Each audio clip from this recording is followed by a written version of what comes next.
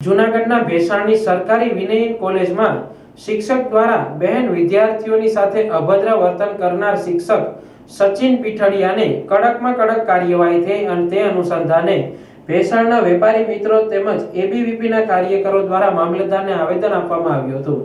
તે કોલેજના શિક્ષક સચિન પીઠડિયા દ્વારા વિદ્યાર્થીનીને અભદ્ર અને અનિચ્છનીય વોટ્સએપ સંદેશ મોકલવામાં આવ્યા હતા। આ ઘટનાને કારણે વિદ્યાર્થીનીઓ માનસિક તણાવમાં છે। શિક્ષક ક્ષેત્ર ભારતીય ગુરુ શિષ્ય પરંપરાને કલંકિત કરતી આ પ્રકારની અશોભનીય હરકતો સહનશીલ નથી અને વિદ્યાર્થીનીઓની સલામતી માટે ગંભીર જોખમરૂપ છે।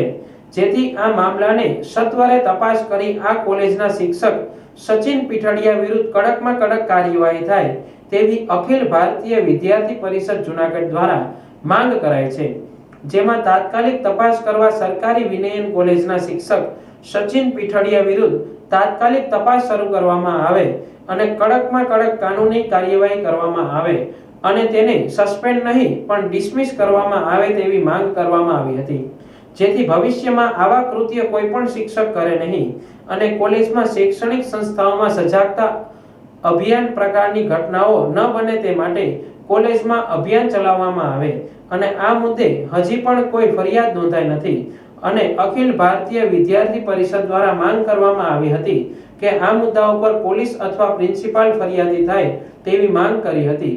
કારણ કે કોલેજની વિદ્યાર્થીનીઓ નાબાલિગ અને ડરમાં હોય તે માટે ફરિયાદી કોઈ બીજા સ્ટાફ બને તેમ અખિલ ભારતીય વિદ્યાર્થી પરિષદ ઈચ્છી રહ્યું છે।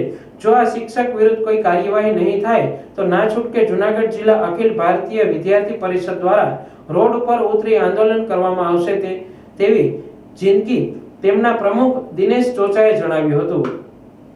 દિનેશ ચોચા, અખિલ ભારતીય વિદ્યાર્થી પરિષદ। હાલ જે ભેસાણની વિનયન કોલેજની અંદર પ્રાધ્યાપક દ્વારા બેનને ભીષ્મ મેસેજ મોકલવામાં આવ્યા, એમને પાસે પરીક્ષામાં ફેલ કરી દેવા જેવા વિષયો આવ્યા, ત્યારે આ વિષયને લઈને હજી સુધી પોલીસ ફરિયાદ થઈ નથી।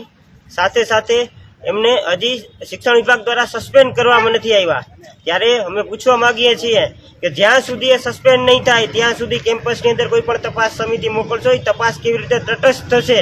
એમની સામે જો ફરિયાદ નોંધવામાં નહીં આવે તો ગુજરાતની કેટલીક બહેનો સાથે આખા ગુજરાતની અંદર વિવિધ શૈક્ષણિક કેમ્પસની અંદર કેવા કૃત્યો થશે એનો પણ એક ચિંતાનો વિષય ઊભો થાય છે। ત્યારે તાત્કાલિક પણ એમને સસ્પેન્ડ કરવામાં આવે અને સાથે સાથે જલ્દી એમની સામે ફરિયાદ દાખલ કરે, પ્રિન્સિપાલ કરે, પોલીસ કરે, જલ્દીથી જલ્દી એમની સામે એફઆઈઆર થાય, એના પર કાયદેસરની કાર્યવાહી કરવામાં આવે એવી વિદ્યાર્થી પરિષદ માંગ કરે છે।